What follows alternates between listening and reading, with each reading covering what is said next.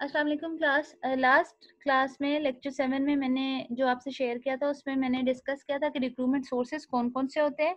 एक दफ़ा अपने इस लेक्चर को रिव्यू कर लेते हैं, उसके बाद आपकी जो भी क्यूरीज हैं उनको रिजॉल्व किया जाएगा।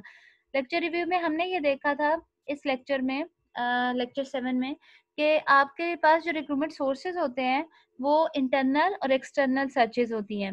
इंटरनल सर्चेज में क्या होता है कि आपके ऑर्गेनाइजेशन इनसाइड द कैंडिडेट जब अपने ही एग्जिस्टिंग एम्प्लॉयज की हायरिंग करती है तो वो उसके इंटरनल सर्चेस कहलाते हैं।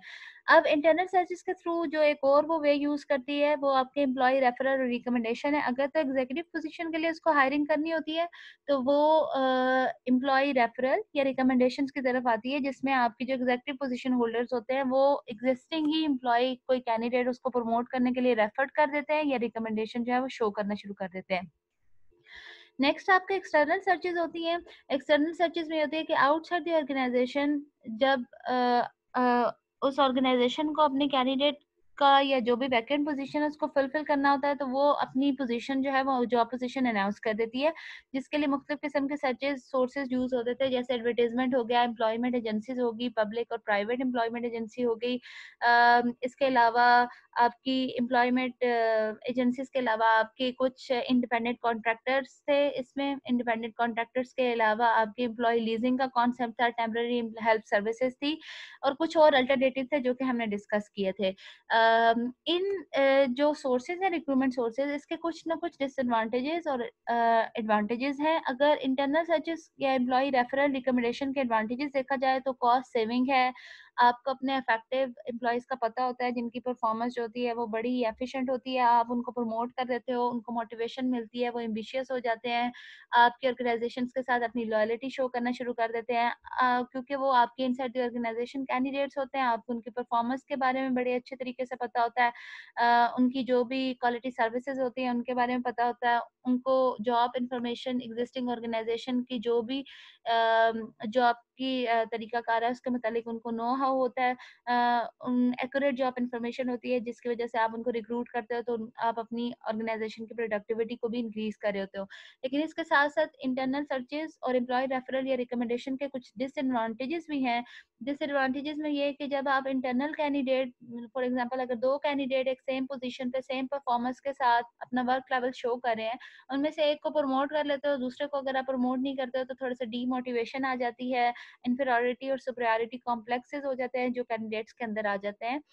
एम्प्लॉय रेफरल में भी इसी तरह से नेपोटिज्म का कॉन्सेप्ट आ जाता है, जिसमें या तो आप प्रमोट कर लेते हो या रेफर कर लेते हो अपने किसी रिश्तेदार को या किसी फ्रेंड को। जहाँ पे एक्सटर्नल सर्चेज़ है, अल्टरनेटिव्स की बात करते हैं तो उनके भी कुछ ना कुछ डिसएडवांटेजेस और एडवांटेजेस हैं। एडवांटेजेस यही है कि आप कंप्लीट एडवर्टाइजमेंट देते हो तो आपके पास एक नहायत कॉम्पिटेंट बंदा जिसके पास उस जॉब का कंप्लीट नॉलेज और स्किल होती है वो आपको अवेलेबल हो जाता है। और इसके डिसएडवांटेजेस भी इसी तरह से डिसएडवांटेजेस ये हैं कि बाज़ औक़ात आपको कुछ लीगल इश्यूज़ भी उनके साथ हो सकते हैं। फिर हमने मीटिंग द ऑर्गेनाइजेशन कॉन्सेप्ट पढ़ा। मीटिंग द ऑर्गेनाइजेशन में ये था कि आपको ये सिखाया गया था कि किस तरह से ऑन द जॉब या उस मूवमेंट में आपने किस तरह से अपने रिज्यूमे को प्रिपेयर करना है। उस रिज्यूमे के अंदर आपने किस तरह से अपना जो भी क्वालिटी स्किल्स हैं, वर्कर्स हैं, जॉब स्पेसिफिकेशन से रिलेटेड आपकी जो भी स्किल्स हैं, उनको आपने किस तरह से आइडेंटिफाई करना है और टिपिकल जॉब डिस्क्रिप्शन की जो रिक्वायरमेंट है वो आप उस रिज्यूमे के अंदर सेट करते हो। आप अपना एक प्रोफेशनल ईमेल बनाते हो, उसको प्रोफेशनल तरीके से सेटअप करते हो। इस सारे के मुतालिक आपको इन्फॉर्म किया गया था। इस चैप्टर से रिलेटेड जो क्यूरीज अभी सामने आई थी जो कि आपके सीआर के थ्रू मुझे रिसीव हुई थी, वो क्यूरीज जी ये थी कि सबसे पहले जो क्वेश्चन पूछा गया था वो ये था कि in definition of the host country nationals are employ from the country in which the subsidiary is based, if subsidiary is based in same country as parent country headquarter then what.